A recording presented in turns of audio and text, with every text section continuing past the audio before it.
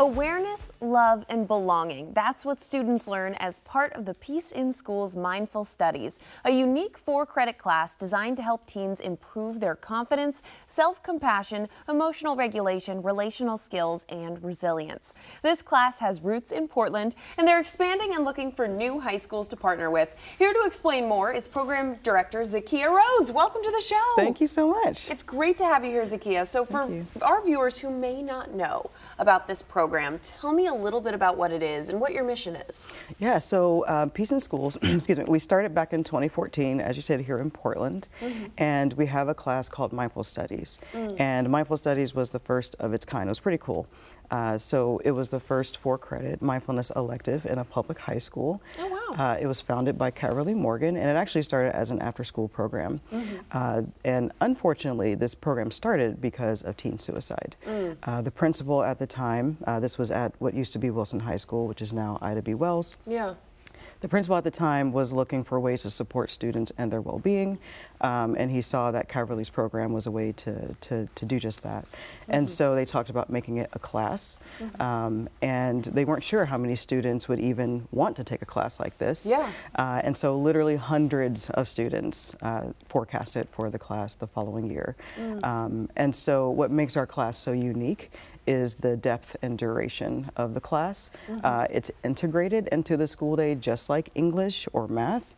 You know, a lot of mindfulness programs tend to be like after-school programs or like a short touch-in, and those things are still great.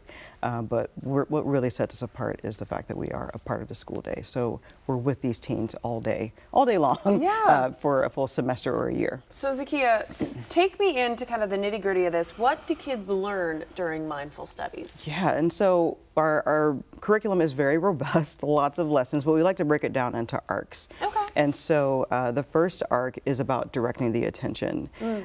You know, we all get distracted. I can't even say it's a teenage problem.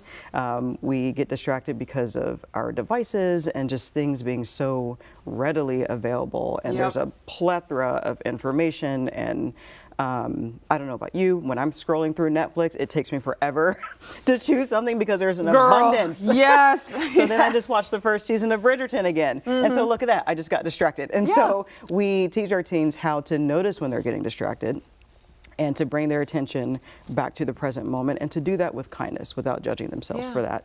And so then the second arc, we talk about the processes of the conditioned mind.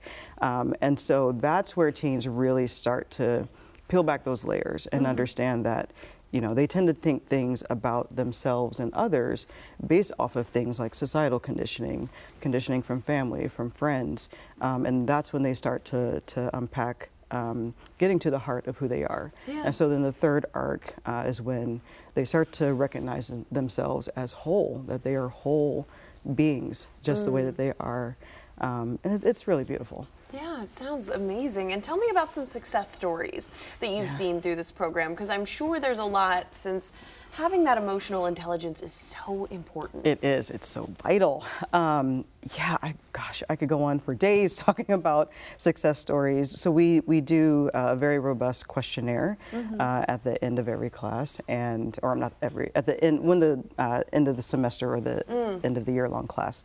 And we collect both qualitative and quantitative data, and that's where we hear from our students how the class has landed for them. And the number one thing that really sticks out for me, there was a teacher who relayed several years ago. There was a student who said that the mindful minute, so towards the beginning of every class we do what's called a mindful minute. It's a literal minute where students can take that moment to just settle in, take some deep breaths. And there was a student who said that the mindful minute alone literally saved their life. That's amazing. No one knew that this student was suicidal, but it was that moment for the student to just be, to rest into being, and to remind themselves that they were okay.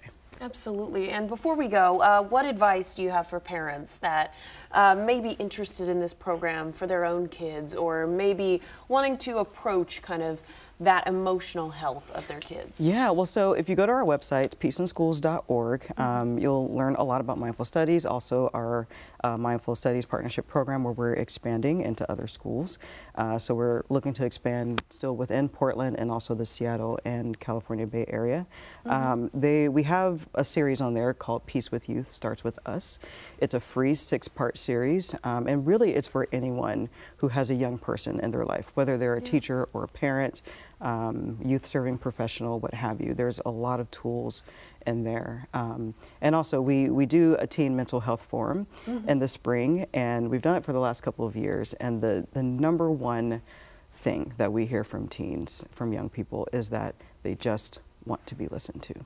100%. They want to be listened to and believed. That is amazing. Well, Zakiya, thank you so much. You're doing incredible work. And to learn more about Peace in Schools Mindful Studies course, visit peaceinschools.org. Thank you again. Thank you. Of course.